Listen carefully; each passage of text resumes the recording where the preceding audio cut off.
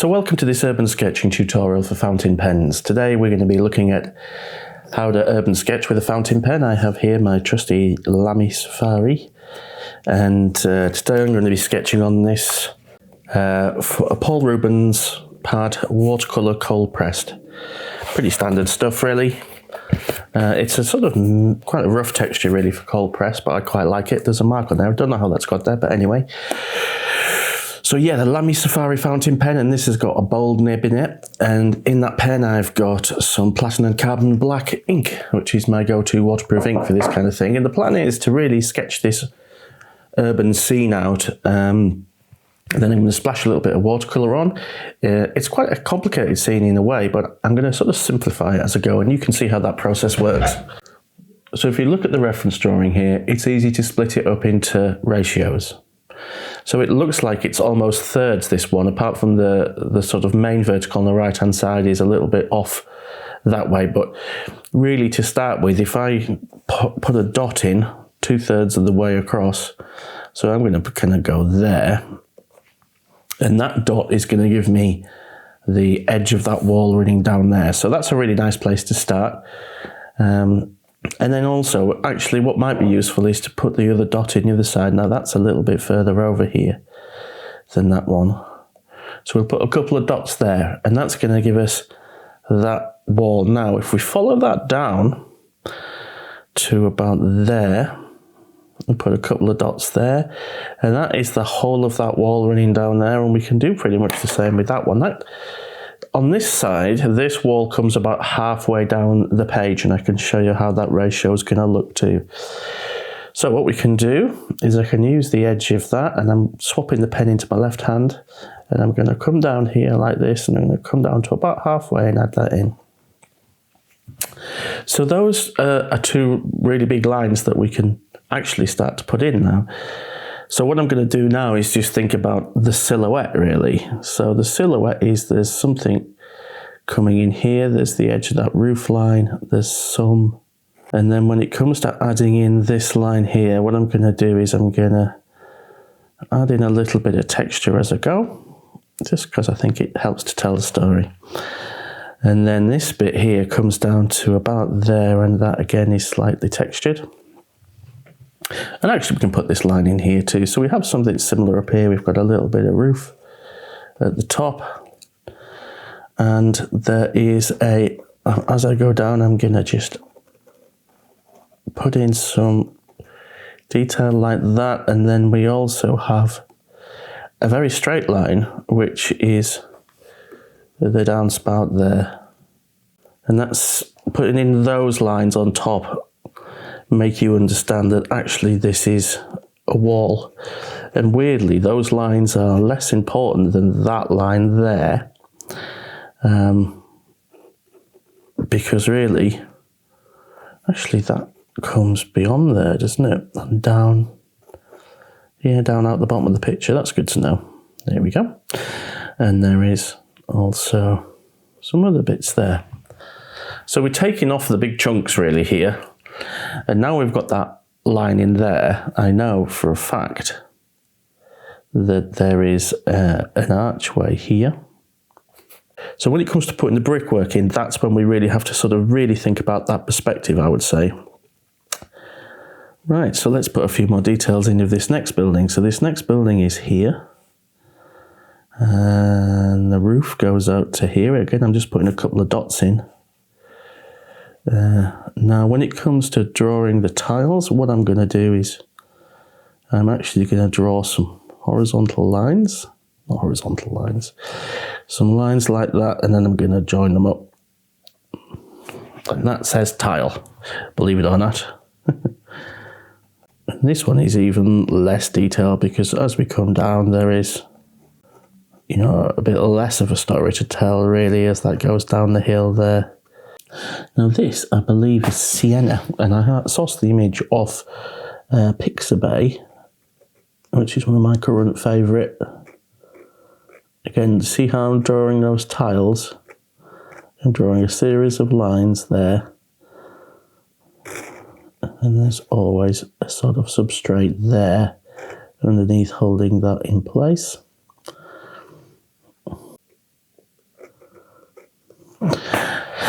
And then in the background here, we have this wonderful church.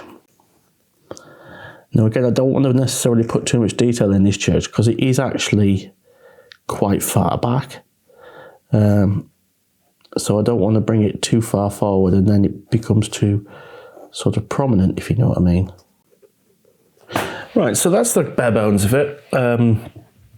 This is an urban sketch. It wants to be fun and light and quick and fast. So I'm not going to do a huge amount, but I want to try and show a little bit of the brickwork. Now, how I'm going to do that is I'm going to use a sort of visual shorthand.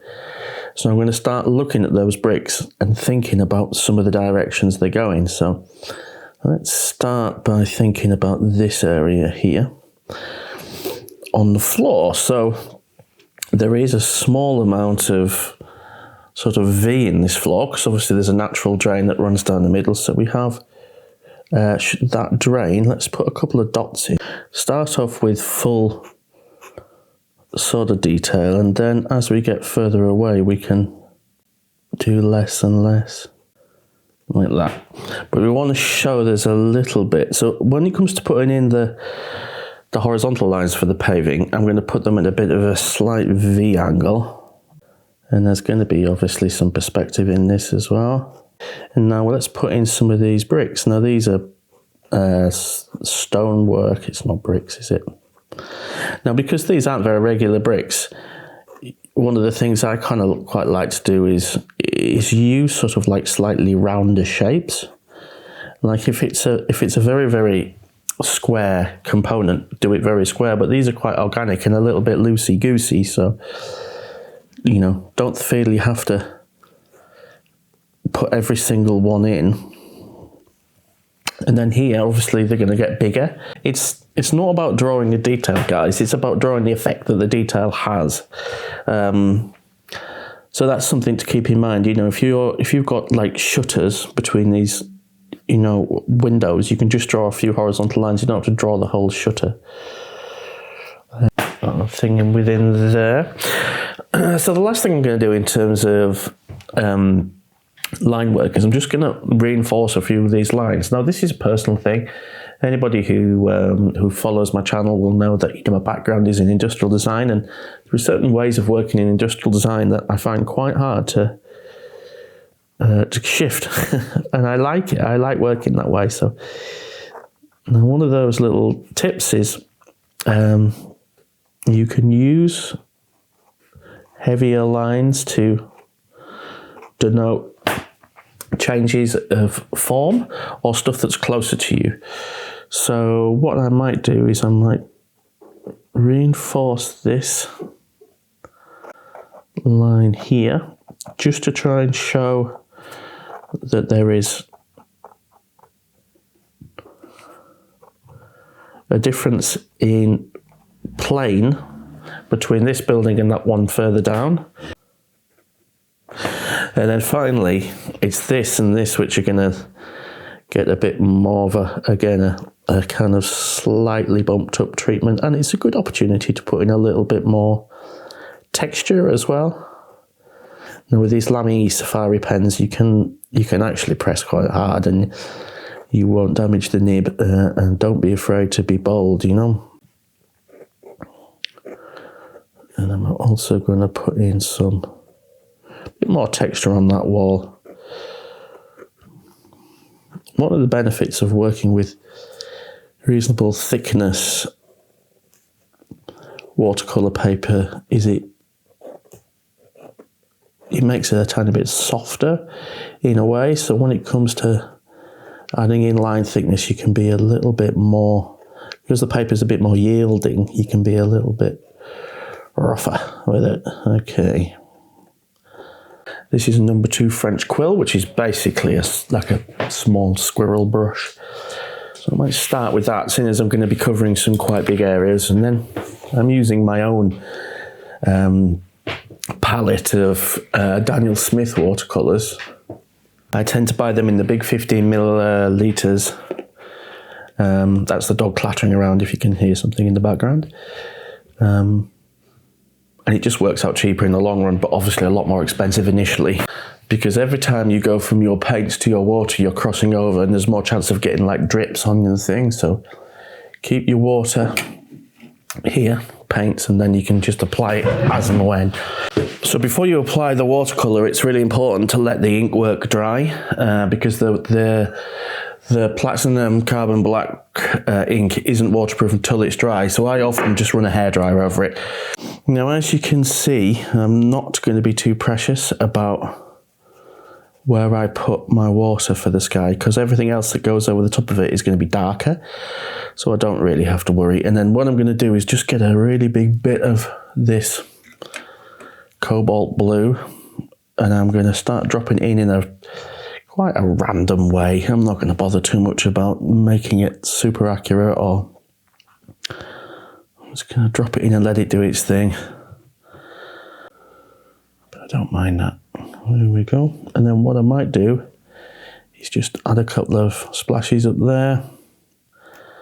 Maybe put a couple down there. There we go. Now, there is something interesting going on here with that running up and down there, and I think that looks a bit odd and maybe not very organic. So what I'm going to do is I'm going to get some tissue and I'm going to pull that out there, and then what I might do is dry my brush and just come up into here a bit like that. Just pull that cloud up into there. I think that looks a bit, and we've got a hard edge here which I'm not a massive fan of, so we'll do the same. We'll just pull that up into there. What you can do then is you can go straight in and start applying sort of siennas, pinks and things in, but what I'm going to do is I'm going to use a hairdryer because I want a bit of a clean edge when it comes to the sky. And if I was just to add paint on here and start painting in these buildings, it would all just go off and do its own thing, and I don't want that. So let's get a bit of this natural sienna. This is a Monte Amito natural sienna or something. It's a very strange name, but it's basically sienna or very similar yellow ochre type colour. And I'm just going to warm that up with a bit of quinacridone rose there. So we've run out of paint, you see. Oh, never mix enough. Never mix enough, so we'll mix a little bit more of that. Because this is a slightly warmer side, because the sun's on here, I'll just take the opportunity of adding in a bit more of that natural sienna here, which is a slightly warmer colour. There we go, and then a bit more splashy again there, like that. So let's dry that. That's a nice base layer, and then we can do some of the sort of mid-tones. What I'm going to do is I'm going to do a texture layer, I think, and then I'll do a shadow layer on top of that. So the bit of this is sort of colouring in. What I'm trying to do is leave some of the mortar, because I think that helps us tell the story a little bit. Again, I'm not holding the brush right at the end, I'm holding it a bit further back, and that gives me a little bit more wobbly, which is nice. So what I've done is I've got a sienna and a bit of an orangey one, and then what I might do is do a bit more of a pinky one. Well, let's just try a bit of, it's maybe a bit too pinky, that one. So it pays not to be too precious, and also if you're learning a process, you don't want to be spending too much time doing what you could definitive, you know, because you're training your brain, you're kind of going through the motions, so you don't necessarily want to be getting too hung up on the perfect colour or the perfect mix of things, you know, try and be loose and free a bit. So we've done our base layer, so we've done our first base layer, our second texture layer, now we're going to do a shadow layer. Well, let's go ahead and put that in. Now this is going to be a glaze over the top of what's already there, but again, you can still put in some like brick details, even though you've got a bit of a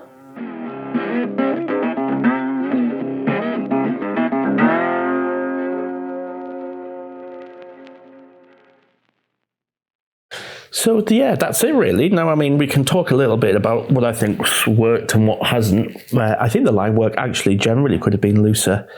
And I think the painting could have been looser, but I think it's got the idea across quite well. It's a nice balance of sort of expressive painting without, being a bit too obsessed with realism. I particularly like some of the paving stones. I think a picture like this really benefits from taking your time with the watercolour more and adding in more variation in terms of colours and things like that. So if you're interested in receiving this through the post, then all you have to do is subscribe to the channel, and then use the word Sienna in the comments. SIENNA, I believe.